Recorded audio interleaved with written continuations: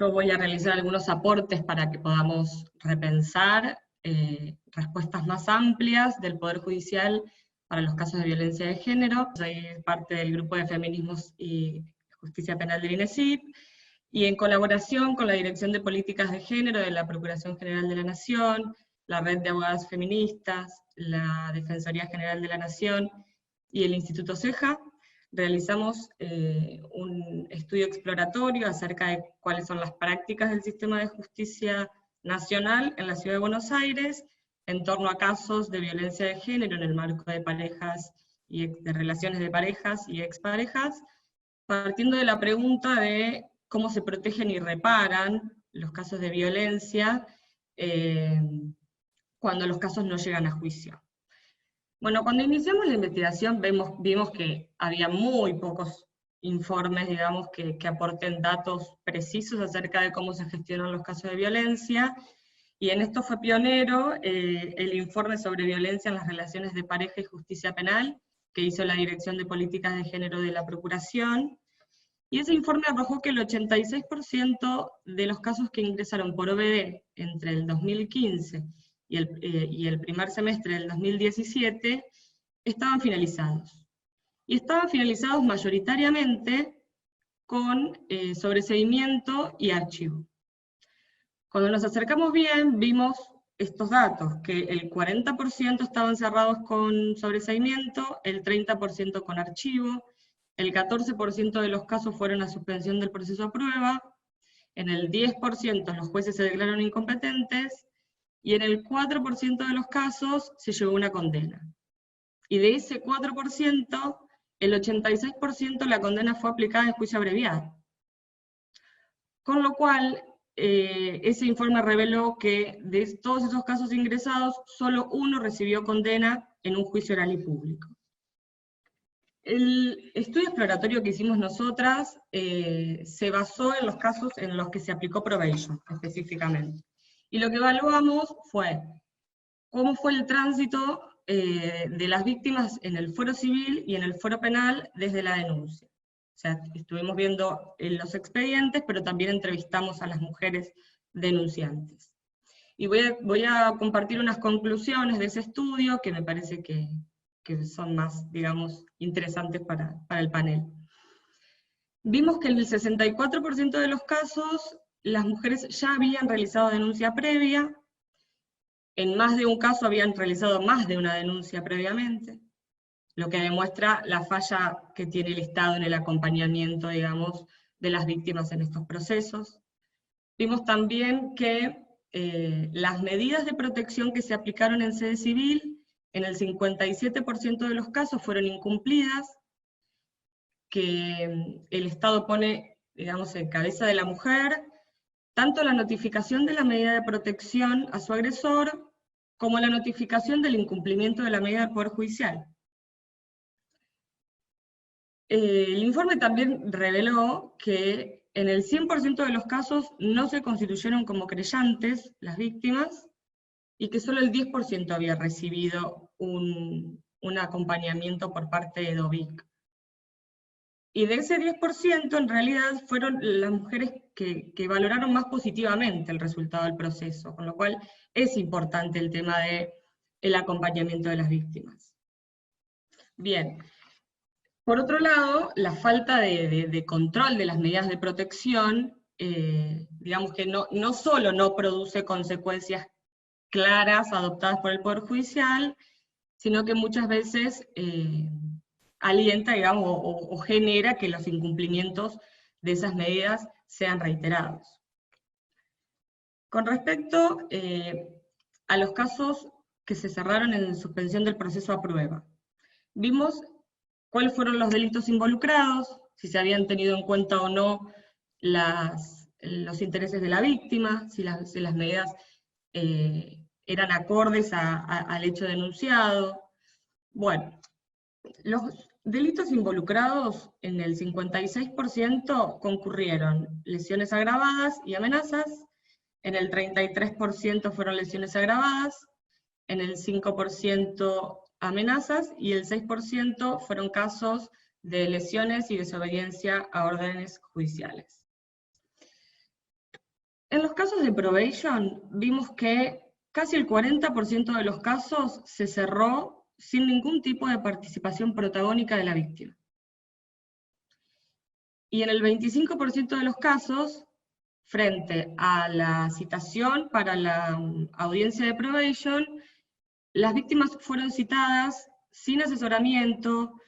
sin, digamos, una identificación de cuál era la respuesta que la víctima esperaba. Entonces, con respecto a las medidas de conducta que se aplicaron también en la probation,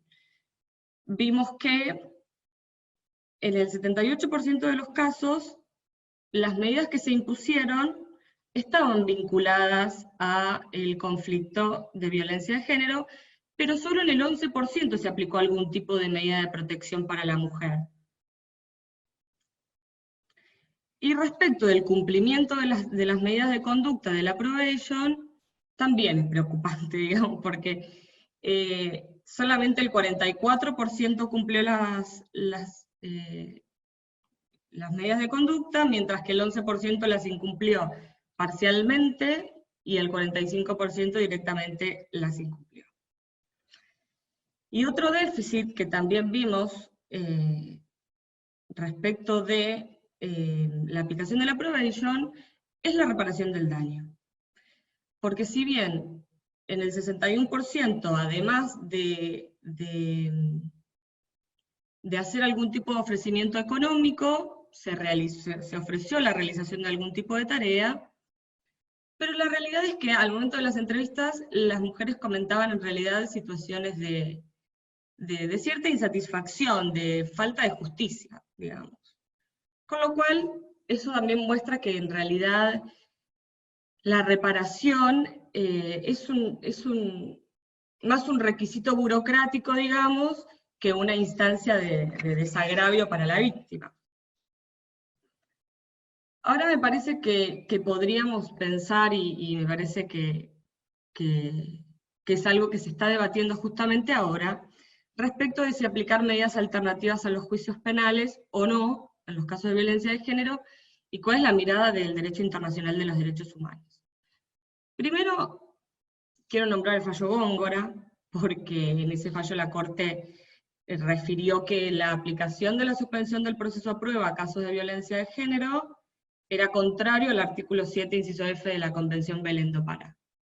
Bueno, yo no voy a hacer un análisis muy profundo del fallo, pero sí quiero decir que ese fallo trajo más problemas que soluciones, digamos. Porque no solo, digamos, no analizó u omitió completamente interpretar la ley de violencia, la 26485, sino que también produjo, digamos, un desajuste muy grande respecto de la gestión de los casos de violencia de género y también respecto de la jurisprudencia. Porque tenemos lugares donde la probation se aplica y provincias enteras que directamente la prohíben, como es el caso de Santiago del Estero. Entonces, sostener que la única respuesta que puede dar el Estado para los casos de violencia de género es la realización de un juicio, yo creo que por los números que manejamos no solamente es falso, sino que también es contrario al derecho internacional de los derechos humanos, porque creo que hay que desmitificar la idea de que el derecho internacional de los derechos humanos prohíbe por definición las salidas alternativas a los juicios. Porque más allá de que MESEVI, que es el mecanismo de seguimiento de aplicación de Belén do Pará en nuestro país, en reiterados informes, dijo que era recomendable prohibir la suspensión del proceso a prueba para casos de violencia de género, lo cierto es que yo creo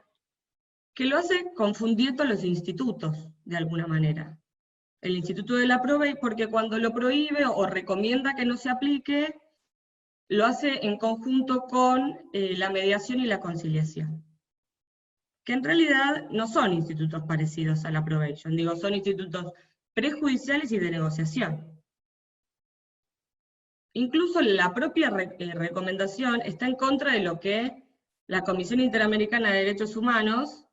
dijo en la interpretación que hizo de Belén do Pará en el caso María da Pena versus Brasil.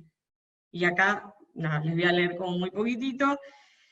Recomendó impulsar el establecimiento de formas alternativas a las judiciales, rápidas y efectivas de solución del conflicto intrafamiliar. Entonces, cuando se proponen medidas de prohibición absoluta, es como que asumen que hay que prohibirlas porque la probation funciona mal en la práctica. Pero pienso que se están desentendiendo de los casos en que las personas no quieren, digamos, ir a un juicio oral. Entonces, es necesario construir respuestas que no generen impunidad, pero que tampoco nos den soluciones sin escuchar a la víctima o sin tener en cuenta cuáles son los intereses de las víctimas. Por otra parte, CEDAW también recomienda específicamente que los sistemas de justicia se enmarquen en un contexto, sean dinámicos, abiertos a medidas innovadoras prácticas, sensibles a cuestiones de género. Y la propia Convención dice que la autonomía forma parte del derecho a vivir una vida libre de violencias. Entonces, de ahí que el Estado tiene que propiciar medidas para que las víctimas tengan un rol más activo en los procesos penales. Entonces, más allá de la discusión si aplicamos o no medidas alternativas a los juicios, yo creo que la solución no es prohibir la probation, porque ya vimos que en realidad prohibir la probation no es sinónimo de realización de más juicios. O sea, con los datos que nos aportaron los estudios que hicimos, muestran que en realidad producen más impunidad. Entonces, creo que tiene que ver más con el uso y aplicación que se hace del Instituto de la Probation, más que del Instituto en sí mismo. Porque yo pienso que si está bien aplicado, digamos, si las medidas están bien controladas, puede ser un mecanismo que nos ayude a encontrar respuestas más diversas a los casos que así lo requieren. Y que incluso pienso que nos permitiría ir en consonancia con el derecho a una tutela judicial efectiva. Por lo tanto, pienso que no podemos, básicamente, obligar a las víctimas a atravesar un juicio tradicional, porque aparte, tal como está planteado, digamos, es revictimizante, es discriminatorio, y sobre todo completamente sordo de lo que las mujeres quieren o necesitan. Entonces creo que hay que dotar de realidad a la autonomía, hay que darle voz a las víctimas, y tener como eje central la reparación del daño y la disminución de la violencia estatal. Por eso no se trata, ya escuché, no se trata de prohibir el uso de la probation, sino de asegurar respuestas más diversas a situaciones que son, digo, diferentes. Que tenemos que maximizar, digamos, los niveles de autonomía y el cumplimiento de los derechos, y tomarse muy en serio el rediseño de políticas que estén más inmersas en la lógica del acompañamiento, en la lógica de la gestión de los conflictos, más que en la lógica del trámite judicial. Y hay algunas experiencias que demuestran que esto sí funciona, digamos.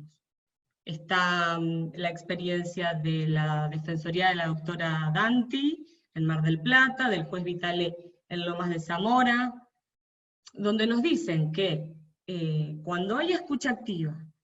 cuando hay acompañamiento, o sea que cuando hay una gestión de los conflictos particularizada, eso incide directamente sobre los niveles de reincidencia y de no repetición de las violencias. Y por último, para cerrar, les cuento que desde el grupo de trabajo, Feminismos y Justicia Penal de INESIP, estamos pensando algunas líneas de investigación en orden a esta tensión que existe entre la diversidad de demandas de quienes se acercan a los sistemas de justicia y la posibilidad de generar respuestas más situadas, respuestas singulares,